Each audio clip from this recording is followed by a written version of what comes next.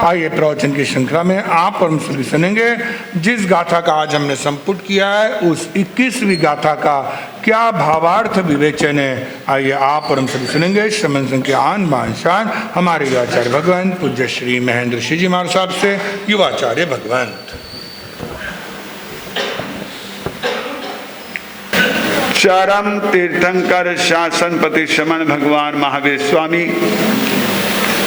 अरिहंत परमात्मा श्री सिमंदर स्वामी भगवान परम श्रद्धे परम उपकारी प्रातः स्मरणीय पूज्य गुरुदेव आचार्य भगवान श्री आनंद ऋषि जी महाराज साहब वर्तमान आचार्य सम्राट आत्मज्ञानी सदगुरुदेव परम श्रद्धे परम वंदनीय डॉक्टर श्री शिवमुनि जी महाराज साहब आदि समस्त ऊर्जा पुरुषों महापुरुषों पूज्य वरों के पावन स्मरण चरण को वंदन नमन। यहाँ विराजित स्नेही सहयोगी संत वृंद धर्म प्रेमी बंधुओं माता बहनों, जिनके वचन जिनके सिद्धांत जिनकी साधना जिनके संदेश जिनकी भक्ति जिनकी स्तुति जिनके गुणगान जिनका स्तवन जिनकी उपासना जिनकी आराधना हमारे जीवन में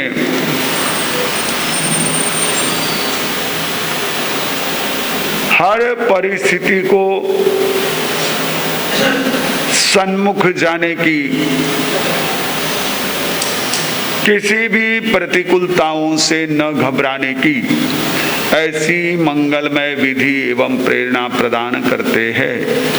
ऐसे परमपिता परमात्मा तीर्थंकर प्रभु की देशना जिनवाणी एवं तीर्थंकर परमात्मा प्रभु महावीर के प्रति आप सभी के भीतर में रही आस्था का हार्दिक अभिनंदन। हाथियों में इंद्र का गज श्रेष्ठ रावत कहा, केशरी मृग वृंद में गंगा नदी उत्तम महा, पक्षियों में गरुड़ पक्षी वेणुदेव महान है, मोक्ष पथ के नायकों में ज्ञात पुत्र प्रधान है। तीर्थंकर परमात्मा प्रभु महावीर की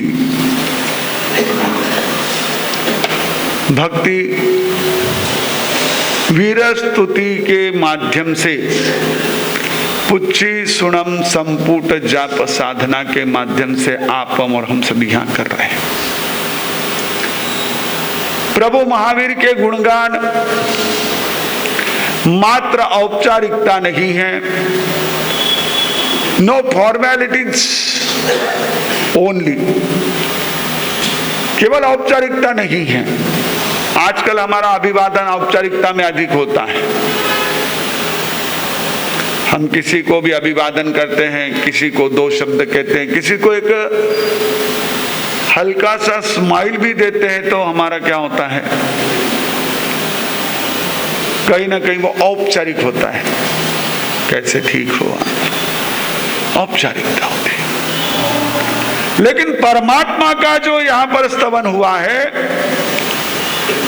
वो मात्र औपचारिकता नहीं है, लेकिन वह उनके गुणों का स्मरण करके उनके गुणों को प्रकट करके अपने गुणों को प्रकट करने की एक तरह से विधि है, प्रयास है, कोशिश है। आप यदि मूल गाथा भी निरंतर पढ़ते रहो, ये गुण हमारे प्रकट होते रहेंगे, आप समझ लेना। कईयों को लगता है कि क्या है, ये तो समझ में तो कुछ आता नहीं है, इसका उच्चारण भी हमको बड़ा मुश्किल जाता है, और ये क्या बार बार वही चीजें दोहरा रहे, एक गाथा को इतनी बार रिपीट किया जाता है। यस, कोई भी विषय हो, रिवीजन थोड़ा सा हमारे लिए भारी ही होता है। अरे छोड़ो, ये तो रिवीजन, ये आवृत्ति, ये तो परमात्मा की स्तुति स्वाध्याय, ये तो बहुत ऊंची चीज है। आप सामान्य रूप से जो सीरियल देखते हो, इसका रिकैप भी आपको लगता है जल्दी खत्म हो जाए, सब मालूम ही है, क्या वही चीज बता रहे, हमने देख लिया था, उसी को क्या बताना है। लेकिन एक ध्यान रखना, ये जो परमात्मा की स्तुति, परमात्मा की भक्ति पुनः पुनः हमारे द्वारा की जाती है, बार बार उन पंक्तियों को दोहराया जाता है, बार बार उन शब्दों को दोहराया जाता है। वो शब्द, वो पंक्तियां, वो पाठ हमारे अंतर के कलमश को धोने वाला, हमारे मन मस्तिष्क पर जमा होने वाली जो अलग अलग तरह की कार्बन की परतें हैं, उन परतों को दूर करने वाला है। और यदि हम उसका अर्थ समझ ले, अर्थ दोनों अर्थों में ध्यान रखना, अर्थ का एक अर्थ क्या होता है, मीनिंग, यानी उस शब्द को अपनी भाषा में समझना, वो एक अर्थ। भाषानुवाद जिसको कहते हैं, क्या कहते हैं, भाषानुवाद, कि प्राकृत नहीं समझा तो उसको हिंदी में समझा दिया, इंग्लिश में समझा दिया, मराठी में समझा दिया, भाषानुवाद। और एक होता है उन भावों को जानना, अर्थ यानी उसका क्या प्रयोजन है, उसके क्या भाव है, उन भावों को ग्रहण करना। ये क्या है, हमारे यहाँ पर अर्थ ग्रहण है, अर्थ बोध है, अर्थ ज्ञान है। हम जिस समय इस पाठ का, हमारे आगम के इन शब्दों का भाव समझ लेते हैं, सोचा निसम्म, जानकर और समझकर, दो प्रोसेस होती है, टू नो, टू अंडरस्टैंड। जानना यानी हमारे बुद्धि का विषय, और समझना यानी हमारे बिहेव का, हमारे व्यवहार का विषय। As we do, that is the understanding. हम जिस तरह से वह कार्य करते हैं, वो क्या है, हमारा एक तरह से समझना है। तो अर्थ को समझना, आज हमने जिस गाथा का पाठ किया, हथी सुए रावण माहुनाए, हम सभी के ये कई बार सुनने में आता है, क्योंकि हमारे भारतीय साहित्य में हाथी और ऐरावत हाथी, इन दोनों का भी काफी विस्तार से स्थान स्थान पर उल्लेख और वर्णन मिलता है। कई प्रवचनों में, कई अलग अलग संदर्भों में, और आजकल आपका जो नया एक तरह से क्या चल पड़ा है, ट्रेंड चल पड़ा है। कौन सा ट्रेंड चल पड़ा है, वास्तु। इसमें भी किसका महत्व है, हाथी की सोंड। हा, अशी सोंड वर असली ना, म्हणजे मग त्या घरात विचारूच नको, अरे लई जबरदस्त। आज महाराष्ट्र से, अनेक स्थानों से हमारे जो संघ की व्यवस्थाओं को संभालने वाले मुख्य सारे कार्यकर्ता, अधिकारी लोग हैं, अग्रगण्य हैं, वे आए हैं, तो वो मराठी को जल्दी से समझेंगे। तो असं सोंडवर असलेला हत्ती, हम कई जगह मंगलिक देने के लिए वगैरह हमारे संतों की गोचरी रहती, तो उनके साथ जाते हैं, तब देखते हैं कि कई जगह ड्राइंग हॉल में कहीं बड़ा, कहीं छोटा, कहीं इतना सा, कहीं ऐसे, कहीं आमने सामने ऐसे गजलक्ष्मी वगैरह काफी कुछ ये होता है। तो ये क्यों है, क्या है इसका महत्व? हाथी समृद्धि का, ऐश्वर्य का प्रतीक, बल का प्रतीक है, सामर्थ्य का प्रतीक है। हाथी में जो सामर्थ्य है, वो सामर्थ्य इस संसार में वर्तमान में हमारे समक्ष जितने भी प्राणी हैं, शायद ही उनमें हो। राजाओं की सेना में हाथी का विशेष स्थान होता था, सबसे आगे हाथी होते थे। कैसे भी बाधाएं हो, कितना भी मजबूत ऐसा दरवाजा हो, और दरवाजे के पीछे क्या लगी हो, पहले क्या लगती थी? हाँ जी, सांकल नहीं, खिट्टी नहीं, ये आपके कंप्यूटर लॉक नहीं, अब तो आपके डिजिटल लॉक आ गए, और कड़ी कोंडा भी नहीं, ये भी बाद में आया। आपने देखा होगा पुराने मकानों में, हाँ, आगल होती थी, वो बड़ी सी लकड़ी हुआ करती थी, मोटी सी एकदम, और वो दरवाजे के पीछे लगा दी जाती थी। आपके डिजिटल लॉक से भी सॉलिड ऐसा, उससे क्या हो जाता था, हमारा सुरक्षा का बंदोबस्त हो जाता था, सुरक्षा की व्यवस्था। लेकिन उस दरवाजों को भी, मजबूत दरवाजे, उनके पीछे लगी हुई वो अरगला, उनको भी तोड़ने का, उनको भी खत्म करने का, उनको भी काट देने का और रास्ता खुला करने का सामर्थ्य किसमें था? हाथी में था।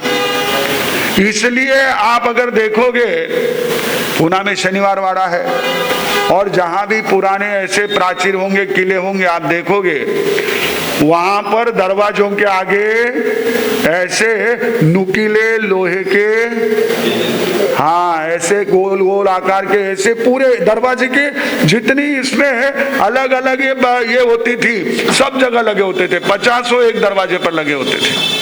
तो हाथी के माथे पर ऐसे लोहे का कवच लगा करके, और उससे उसको धक्का दिया जाता था, जबरदस्त आघात किया जाता था, और दरवाजे को, तो ऐसी अर्गला को भी दूर करने का सामर्थ्य किसमें?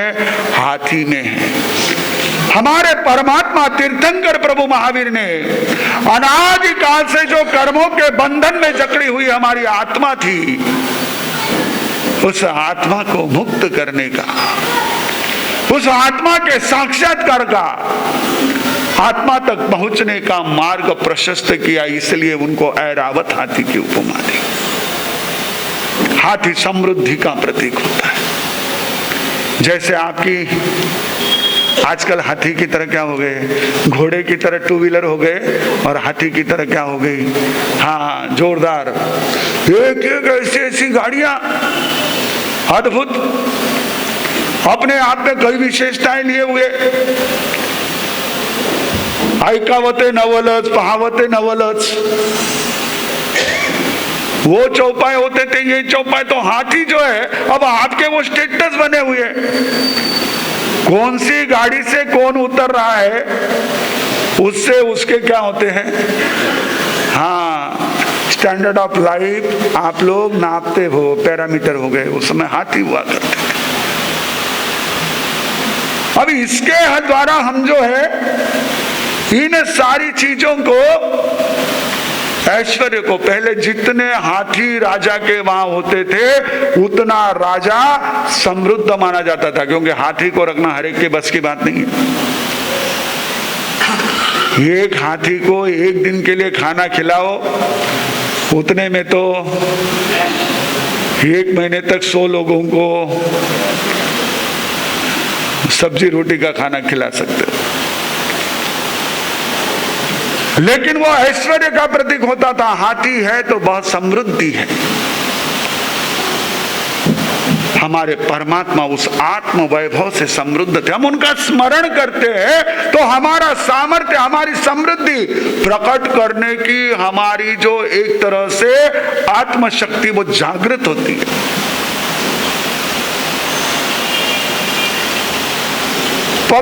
हत्ती सुएरा वणमा हुणाए सिंहो मियाणम, जैसे मृगों में सिंह,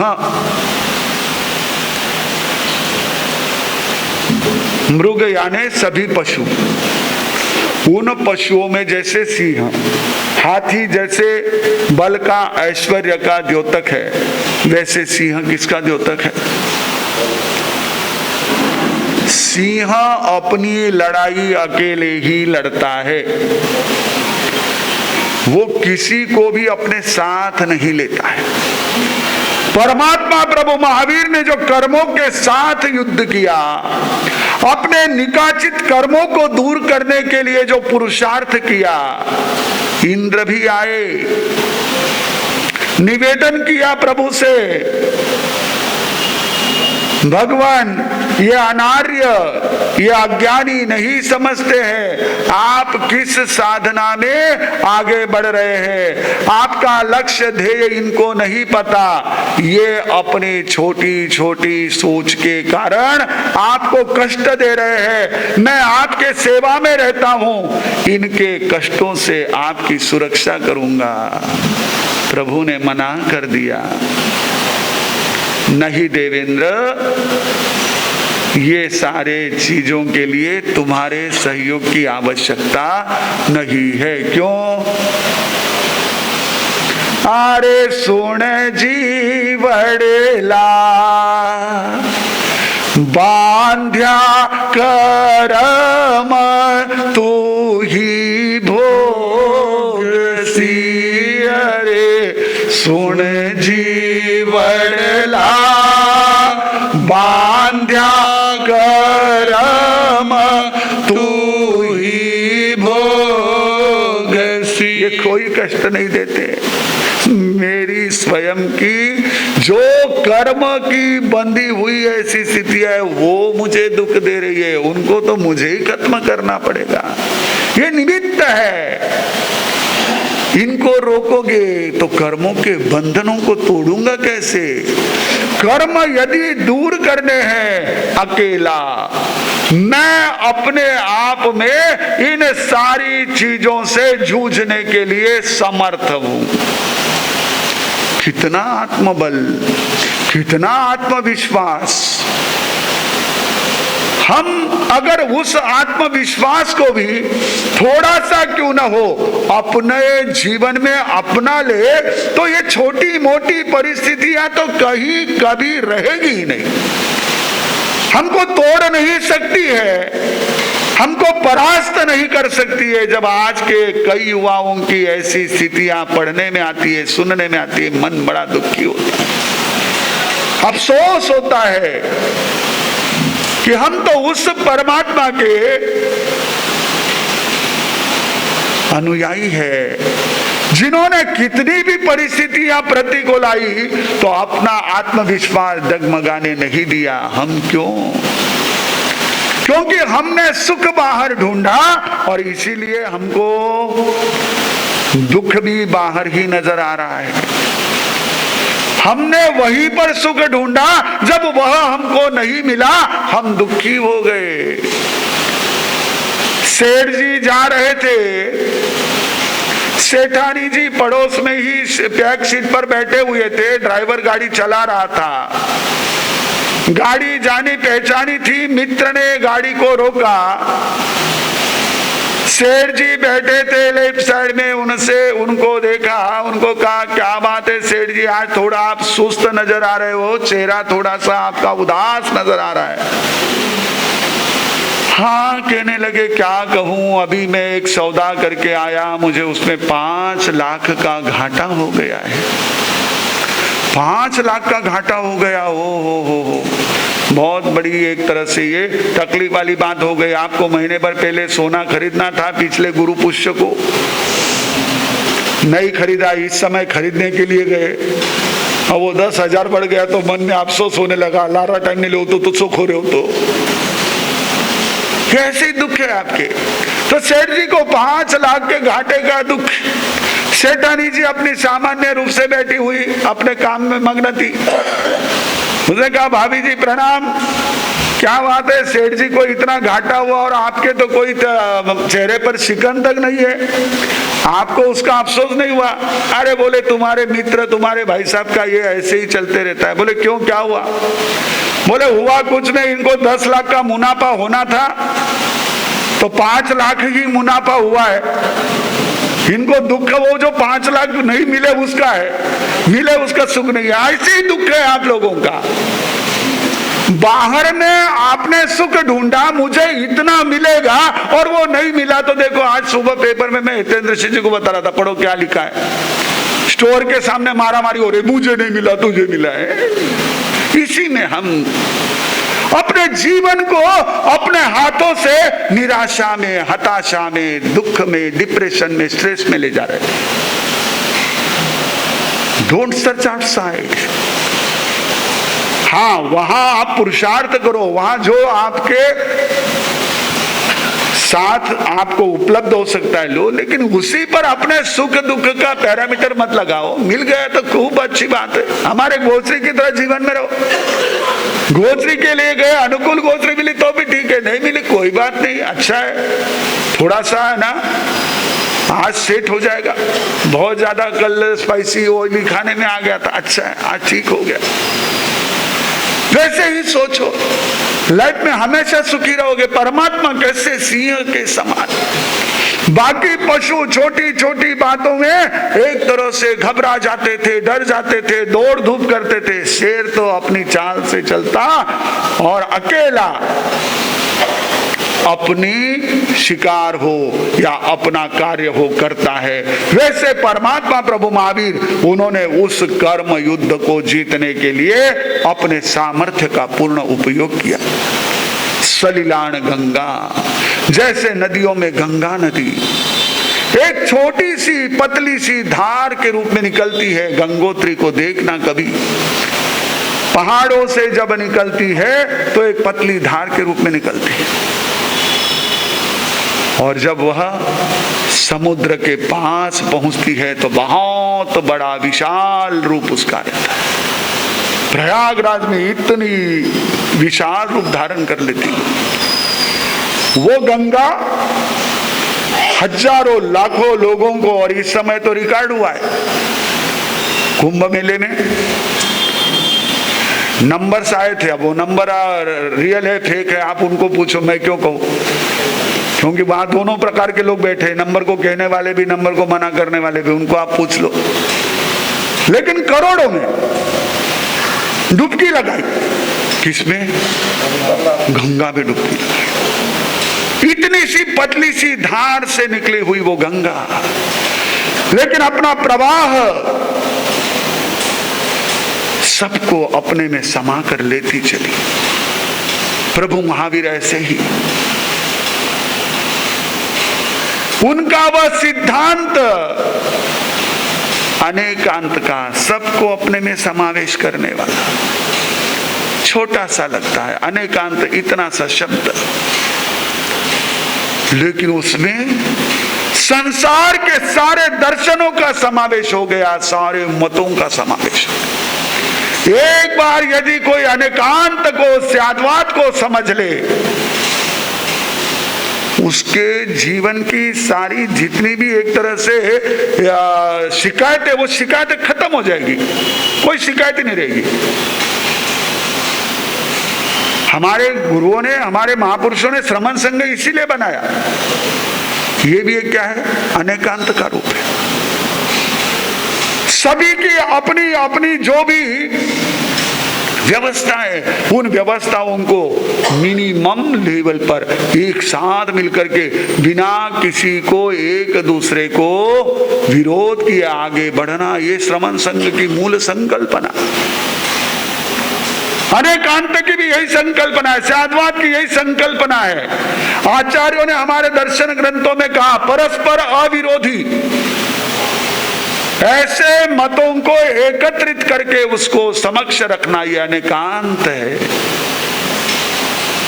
रहेगा दो व्यक्ति के भी अंगूठे के निशान, हाँ तभी तो आपके मोबाइल चल रहे हैं, और आप अंगूठे के निशानों से मोबाइल चला रहे हो, नहीं तो क्यों लगाते अंगूठा आप? आपके इतने लंबे चौड़े कामकाज होते हैं, करोड़ों अरबों के सौदे होते हैं, वो सब किससे चलते? अंगूठे से ही चलते। ये आपके अंगूठे सबके अलग अलग, तो जब अंगूठे के निशान भी अलग अलग है तो ये हमारा मस्तिष्क, हमारा ब्रेन, हमारे विचार रहेंगे, अलग अलग रहेंगे, लेकिन उनको जब विरोध का रूप दे देते हैं तो वहां पर फिर हमारे परस्पर में संघर्ष शुरू हो जाते हैं। हमारी दिशाएं बदल जाती है। और यदि उनको अविरोधी रूप से हम उनमें रहे हुए समान तत्व को ढूंढ ले, परमात्मा ने यही किया। गंगा के अर्थ ही वह वो जो प्रवाह में चलती है, उसमें आने वाले जो दूसरे प्रवाह है, कोई अच्छे भी है, कोई गंदे भी है। गंगा में सारे आकर के मिलते हैं, नाले भी आकर के मिलते हैं, कई अलग अलग जो है ना बड़े बड़े ऐसे प्रवाह आकर के मिलते हैं, सारे मिलते हैं। लेकिन वो बहते बहते सारी गंदगी को दूर करके उसके निर्मल रूप को आगे आगे लेके जाती, गंदगी को वहीं के वहीं छोड़ती चलती। परमात्मा का ये शासन ऐसा ही है, उनका जीवन ऐसा, उनका शासन ऐसा। एक अकेले से शुरू हुई साधना आगे चल करके वो लाखों लाखों भव्य जीवों के लिए एक तरह से ऐसी तीर्थ रूप बन गई, संघ रूप बन गई। तो सलिलान गंगा पक्षी सुबह गरुले वेणु देवे, और जैसे पंछियों में वेणुदेव गरुड़, गरुड़ हमारे यहाँ पर ऐसा पंछी है जो सबसे ऊपर और सबसे तेज गति से चलने वाला काम है। यह हमारे विचारों के, भावों के उच्च स्तर को बतलाने वाला। हमारे भाव इतने ऊंचे हो सकते, सोचो कैसे भाव होंगे उस संगम ग्वाले के जो शालिभद्र बना, कैसे भाव होंगे मरुदेवी माता के जो हाथी के होदे पर बैठी थी, कैसे भाव होंगे भरत चक्रवर्ती के जो अरिसा भवन में बैठे, कैसे भाव होंगे नबी राजर्षि के जो किसमें घिरे हुए थे, रानिया चंदन घिस रही थी और उनके बीच में घिरे हुए अपने सरदर्द से पीड़ित थे। सोचो उस महानिर्ग्रंथ अनाथि मुनि को जिसके आंखों में छुरी घोंपने जैसी वेदना थी, लेकिन भाव कैसे ऊंचे बने। गरुले वेणु देवे, हम घबरा जाते हैं, हम छटपटाते हैं, वो ऐसे उत्कृष्ट भाव में हम कई बार फंस जाते हैं। हाथी के होदे पर बैठी है, ऋषभ को सामने देख रही मरुदेवी माता, वो ग्वाला जिसने बड़े उल्लास से, बड़े उत्कंठा से अपने लिए क्या बना कर लिया था, खीर बना कर ली थी। कैसे होंगे, देखो उनकी एक एक चीज को याद करो, भाव को याद करो, ऐसे उत्कृष्ट भावों के द्योतक। और तीर्थंकर परमात्मा प्रभु महावीर तो गर्भ से लेकर के केवल ज्ञान तक उन उत्कृष्ट भावों में रहे। कैसी भी स्थिति आई, उन्होंने अपने भीतर में कोई भी उसका जरा सा भी कंपन नहीं होने दिया, जरा सा भी कहीं उसका प्रतिकूल परिणाम नहीं होने दिया। और यही कारण है कि परमात्मा हमेशा उस ऊंचाई पर दौड़ते, क्योंकि ऊंचाई पर चलने के लिए महत्वपूर्ण होता है आपका दम होना, क्योंकि जैसे जैसे ऊंचे जाओगे ऑक्सीजन कम होगा। इसमें भी उड़ना है और वो भी तेज गति से उड़ना है। यहाँ तो तेज गति से दौड़ो तो तुरंत आपका स्ट्रेस टेस्ट हो जाता है, टीएपी हो जाता है, ये होता है। लेकिन वहां तो परमात्मा का ऐसा एक अपना उत्कृष्ट भाव, और उन्हीं उत्कृष्ट भावों से उन्होंने अपने माता को साता पहुंचाने के लिए जो हलन चलन बंद कर दी थी, शुरू कर दी। अपने माता पिता के बाद अपने भाई के लिए 2 साल तक रुके रहे, लेकिन भावों में कोई फर्क नहीं आने दिया, भाव उतने ही उत्कृष्ट रखे। ऐसे उस परम पिता परमात्मा तीर्थंकर प्रभु का स्तवन हमने आज वीर स्तुति के अंतर्गत इस 21वें गाथा के पाठ में किया, जिसका लाभ अनुभवी और हमारे साधक महापुरुष कहते हैं कि हाथी का भय दूर होता है, यशस्वी पराक्रमशील बनता है। ऐसे इस गाथा की संपूर्ण साधना आप हम सभी ने संपन्न की।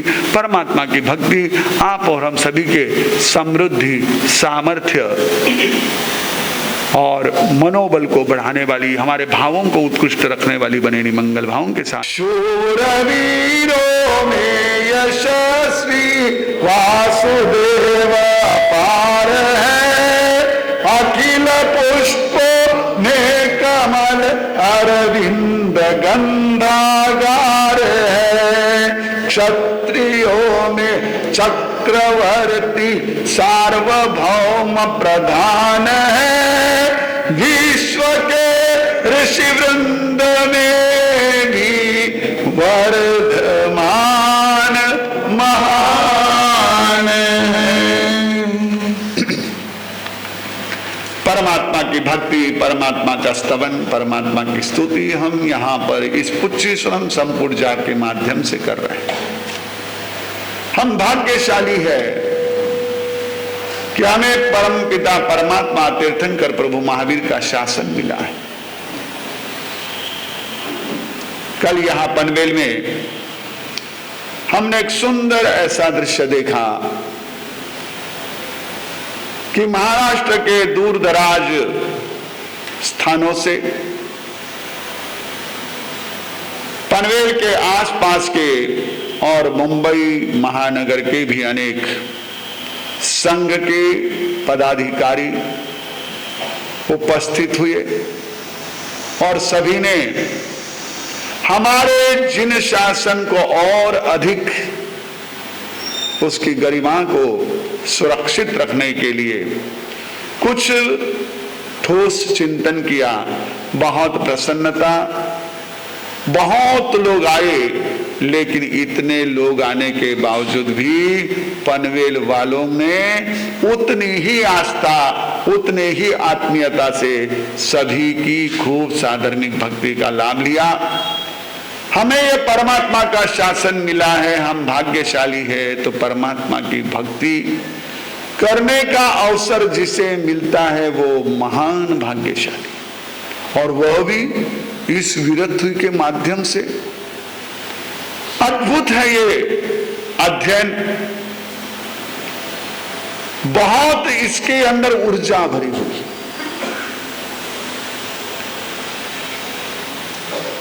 आज हमने जिस गाथा का संपुट किया, थोड़ा उसका हम चिंतन करें तो कई बातें और हमारे समझ में आए।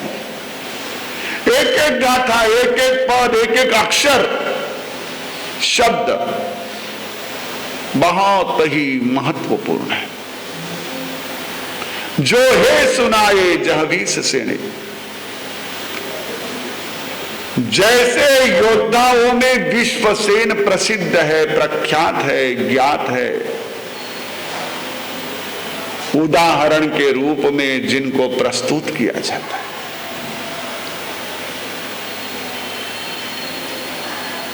आपने देखा लगभग 2 से 3 बार इसमें योद्धा का वर्णन आया। आगे भी इसी गाथा में खत्ती न सेठे में भी वही बात, क्योंकि स्वयं वर्धमान महावीर जन्मतः क्षत्रिय थे और कर्म से भी क्षत्रिय थे, अपने कार्य में भी क्षत्रिय थे। क्षत्रिय इसीलिए जाने जाते थे जो बड़े ही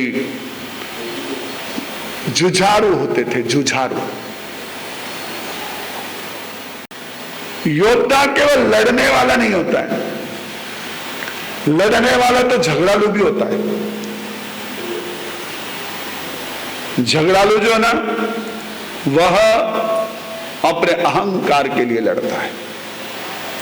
झगड़ालू जो होता है वह स्वार्थ के लिए लड़ता है, और लड़ता भी है तो ज्यादातर झगड़ालू उसी को कहते हैं जो किससे लड़ता है, शब्दों से।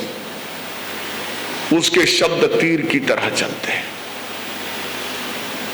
तीर, बर्छी, भाला, तोप, AK-47, जो भी शस्त्र अस्त्र को, जो झगड़ालू होता है वो भारी से भारी शस्त्र प्रहार करने का प्रयास करता है। अभी ऐसे लोगों की जमात बहुत बढ़ गई।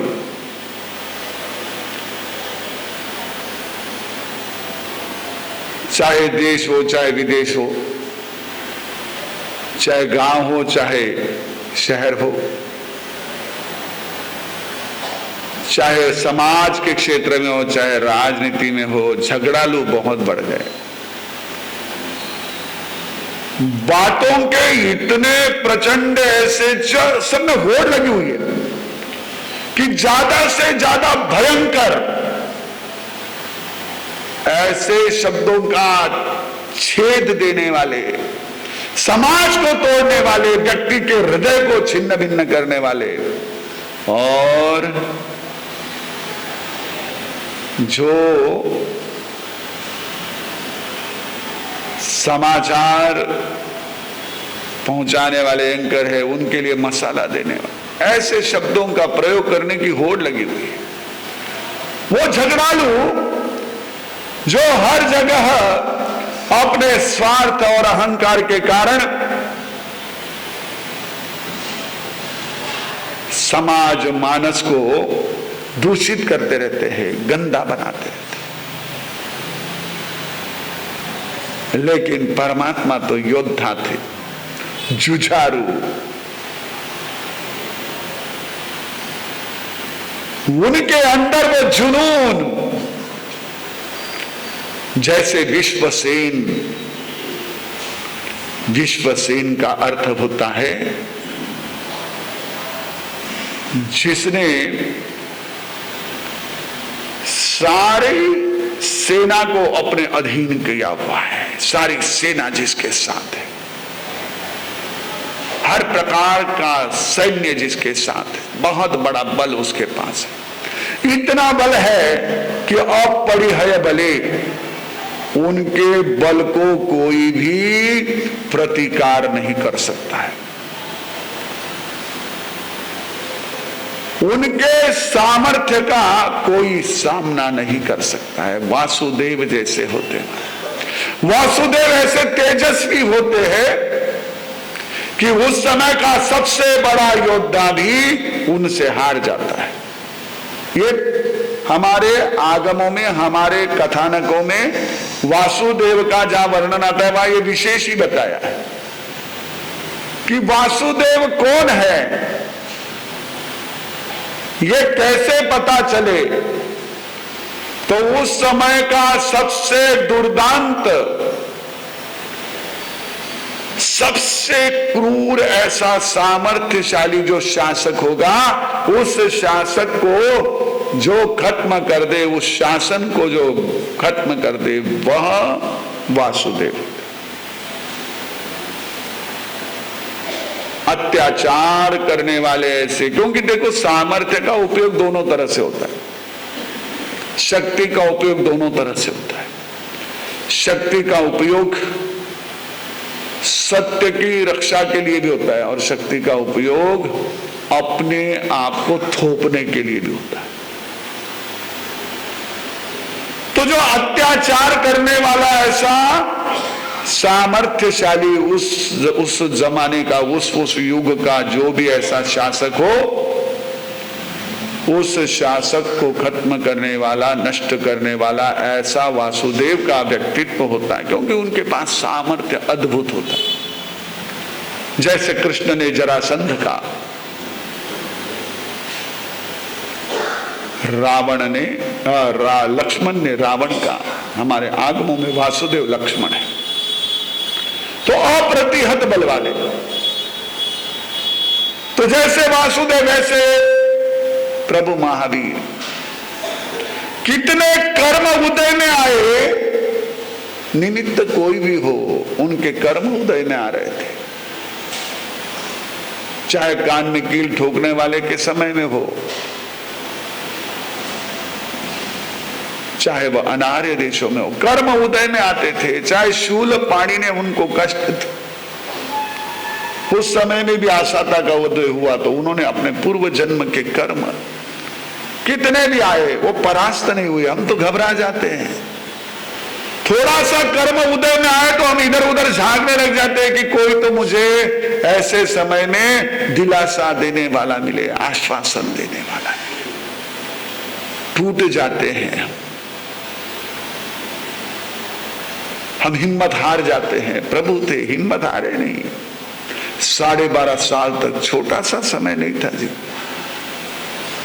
बहुत लंबा समय था। 72 वर्ष के आयु में 12.5 साल जिन्होंने कर्मों से लड़ते रहे, कितना लंबा समय। अब जिनकी आयुष्य पूर्वों में थी, 84 लाख पूर्व, 10 लाख पूर्व, 1 लाख पूर्व, उतनी लंबी लंबी आयुष्य थी। उस आयुष्य की बात अलग। प्रभु महावीर की आयुष्य मात्र 72 साल की, और उस 72 साल की उम्र में 30 वर्ष तक राज सुखों में रहे और 12.5 साल तक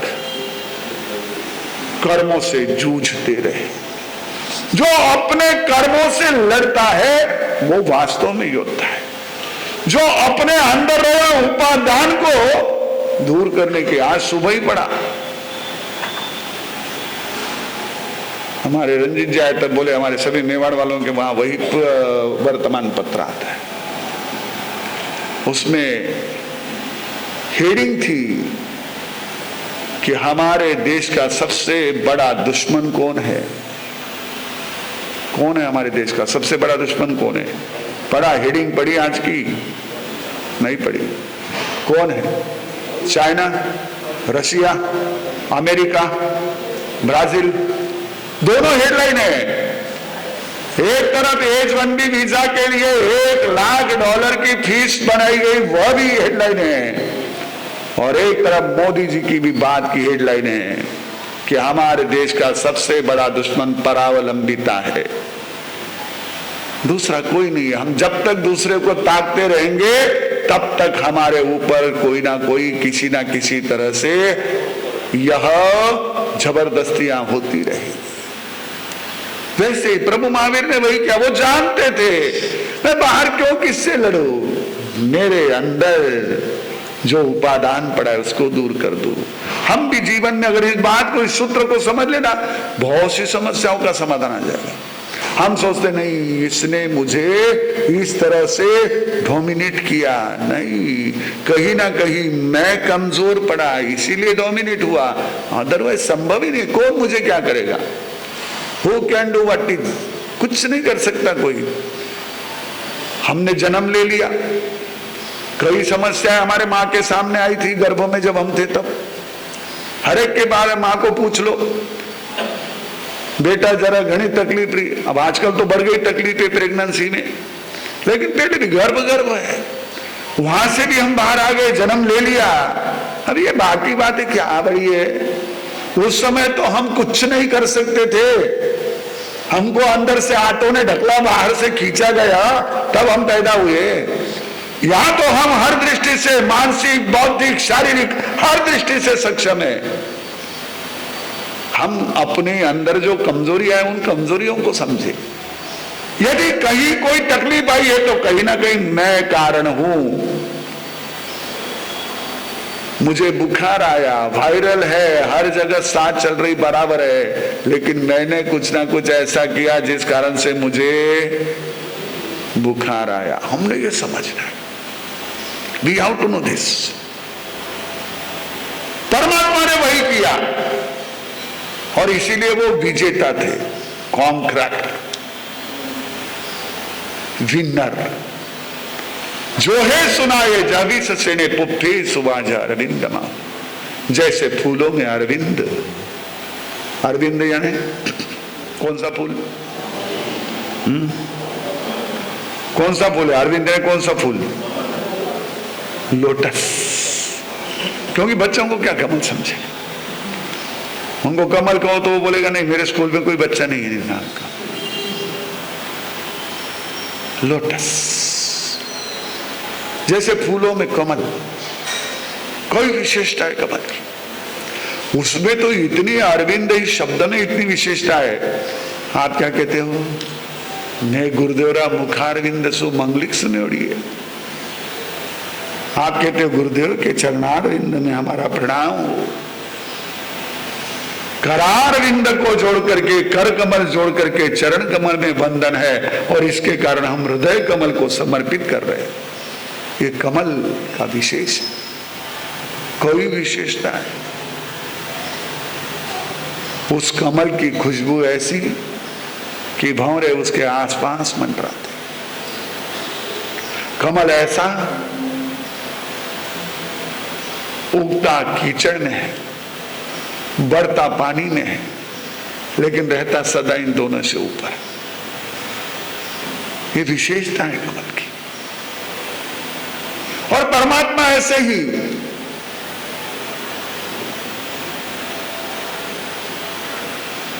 राजकुल में जन्मे, राज वैभव में बढ़े, लेकिन फिर भी अलिप्त रहे। कोई किसी प्रकार की उनको लिप्त यानी क्या होता है? लिप्त का अर्थ होता है टक, चिपका हुआ, अटका हुआ, फंसा हुआ। कहीं नहीं, वो कहीं फंसे नहीं। आपके लिए बहुत महत्वपूर्ण है ये विशेषण। हमारे आराध्य है, उसी तरह हमने रहना। जहां हो सके, जितना हो सके रहो, लेकिन कमल की तरह। खत्ती न सेठे जह दंत वक्र, जैसे क्षेत्रियों में दंत वक्र। दंत वक्र कहते कैसे राजा थे कि जिनका शासन सब जगह चलता था, जिनके वो बात को कोई टालता नहीं था। और अर्थ भी वही दांत वाक्य, कि जिनके शब्दों को कोई लांघे नहीं, जिनके शब्दों को कोई एक तरह से टाले नहीं, जिनके शब्दों से विपरीत चले नहीं, ऐसे दंत वक्र। वो मात्र क्षत्रिय नहीं थे, किंतु उनका वो सामर्थ्य ऐसा था, उनकी वो शक्ति ऐसी थी कि उनकी बात, उनके वाक्य, उनके शब्द सभी भव्य आत्माओं के लिए पत्थर की लकीर हो गई। जैसे पत्थर पर खिंची हुई लकीर कभी मिटती नहीं है, वो हमेशा बनी रहती है, सालों साल बनी रहती है, वैसे ही जीवन पर्यंत जिनके वाक्य को, जिनके शब्दों को लोगों ने झेला, वे प्रत्यक्ष थे तब भी, और आज मात्र उनके वचन है तब भी। ऐसे दंत वाक्य। मात्र सामर्थ्यशाली होना पर्याप्त नहीं है, ऐसा सामर्थ्य होना चाहिए कि जो बात कहे उसको कोई नहीं टाले। ठीक है, हो जाएगा, कर लेंगे।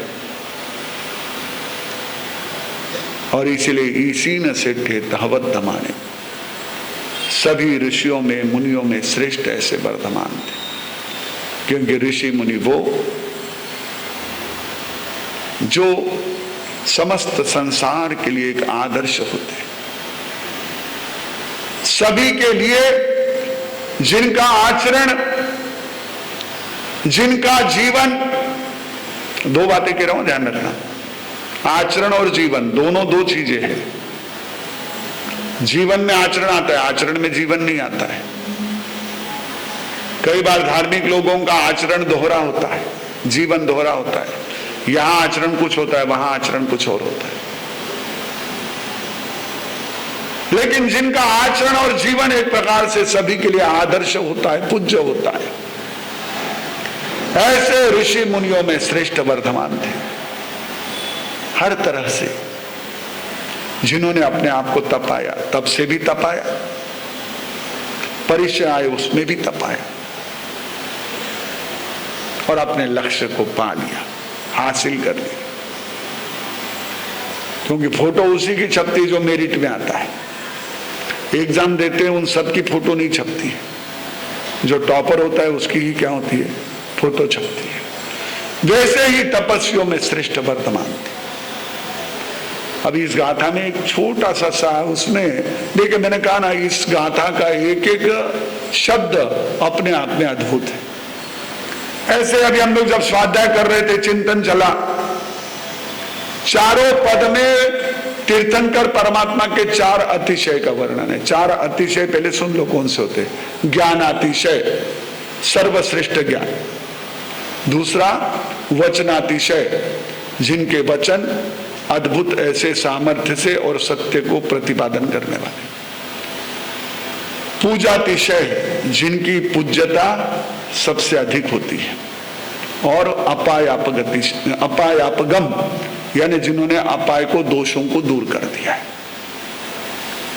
अब जो है सुनाए जहवी ससेने, योद्धा जुझारू, उन्होंने किससे लड़ाई की? किससे लड़े वो? किसके साथ लड़े वो? जो दोष थे, जो कर्म थे, जो कमियां थी, जो कमजोरियां थी, जो अपने अंदर रही हुई बुराइयां थी, लोगों की नहीं, अपने अंदर रही हुई बुराइयों को उन्होंने क्या किया? दूर किया। अपाय अपगम, तकलीफ पहुंचाने वाले ऐसे तत्व को उन्होंने दूर किया। यह अपायापगम अतिशय पहले वाक्य से जो है सुनाए। दूसरा, पुप्फे सुवाज अरविंदमा, सूर्य का, कमल की अनेक विशेषताओं में सबसे बड़ी विशेषता, जब सूर्य उदित होता है उसके बाद ही क्या होता है? कमल खिलता है। तो परमात्मा भी तभी खिले, परमात्मा भी तभी बोले जब कौन सा सूर्य प्रकट हुआ? कौन सा? केवल ज्ञान का सूर्य प्रकट हुआ, तभी परमात्मा खिले, तभी परमात्मा की खुशबू चारों ओर फैली। अन्यथा वे अज्ञात विश्व में विहरण कर रहे थे, सारे कोलाहल से, जनता से दूर होकर के एकांत मौन के साथ अपनी साधना में संलग्न थे। जब केवल ज्ञान प्रकट हुआ तब परमात्मा खिले।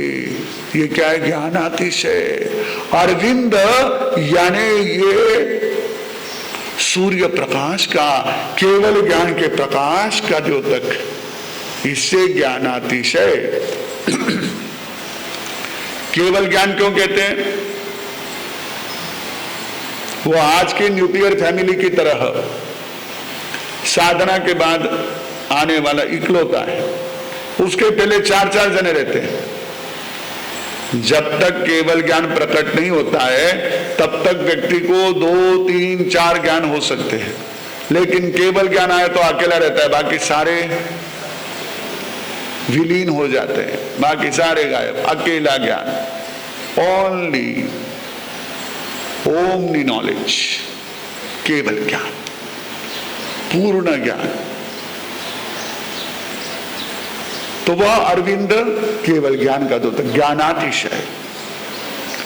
खत्तीन सेट्टे जहदंत वाक्य, जैसे क्षत्रियों में दांत वाक्य श्रेष्ठ है, वैसे ही परमात्मा के वचन ये अपने आप में अद्भुत है। जो उसे श्रद्धा से, जो उसे समझ पूर्वक धारण करता है, वह जीवन में उनके वाक्यों को लांघ नहीं सकता। ये वचनातिशय कि परमात्मा के वचन ऐसे जो अपने आप में अद्भुत, जो सत्य है। और ऋषियों में श्रेष्ठ, ऋषि वैसे भी सभी के लिए वंदनीय, पूजनीय। अभी ठीक है, लोगों को जिनको विशेष ज्ञान हो जाता है वो किसी को वंदन करते, किसी को नहीं करते, किसी को पूज्य मानते, किसी को नहीं मानते। परसों हम बैठे थे तो एक भाई मुझे बता रहे थे कि हमारे वहां इंदौर में एक संत पधारे थे कि संप्रदाय यानी संगड़ा था, पर उसमें जो संत थे मुख्य रूप से बड़े थे और प्रवचन वगैरह करते थे। उन्होंने कह दिया हमारे परंपरा के संत हो तो वही सही क्रिया का पालन करते हैं, तो उनको ही वंदन करना, बाकी किसी को वंदन नहीं करना। परसों की बात है, जिस समय सवाई माधोपुर संघ आया था तब बात कर रहे थे, चलता है। लेकिन ऋषि मुनि अपने त्याग के कारण, अपनी साधना के कारण जो पूज्य होते हैं उनमें भी श्रेष्ठ वर्धमान थे। तो ये पूजातिशय, इस तरह ज्ञानातिशय, वचनातिशय, पूजातिशय, अपायापगतिशय, इन चारों अतिशयों के साथ परमात्मा की स्तुति इस गाथा के माध्यम से हमने की, जिस गाथा का लाभ अनुभवी ऐसा कहते हैं कि विरोधी झुक जाते हैं, वैराग्य भाव बढ़ता है। ऐसे इस गाथा का संपुट जाप हमने किया। हम इस संपुट आराधना से अपने जीवन में अधिक से अधिक सकारात्मक शक्ति बुद्धि को बढ़ाकर और अपने जीवन की उस अपने आप को जीतने की ऐसी वृत्ति को धारण करें। मंगल भाव के साथ एक साथ प्रेम से बोले नमो अरिहंताणम नमो सिद्धाणम नमो आर्याणम नमो धनम नमो वैश्वसनम। गुरुदेव की आज्ञा से चत्तारी मंगलम अरिहंता मंगलम सिद्धा मंगलम साफो मंगलम केवली प्रणतो धमो मंगलम। चत्तारी लोगुत्तमा अरिहंता लोगुत्तमा सिद्धा लोगुत्तमा साफो लोगुत्तमा केवली प्रणतो धमो लोगुत्तमो। चत्तारी शरणम पवज्जानि अरिहंते शरणम पवज्जानि सिद्धे शरणम पवज्जानि साफु शरणम पवज्जानि केवली प्रणतम धम्मम शरणम पवज्जानि। चार मंगलिक चार उत्तम चार शरणा दुख हरणा सुख करना उड़ शरण नहीं कोई जो बुद्ध प्राणियात अक्षय अमर।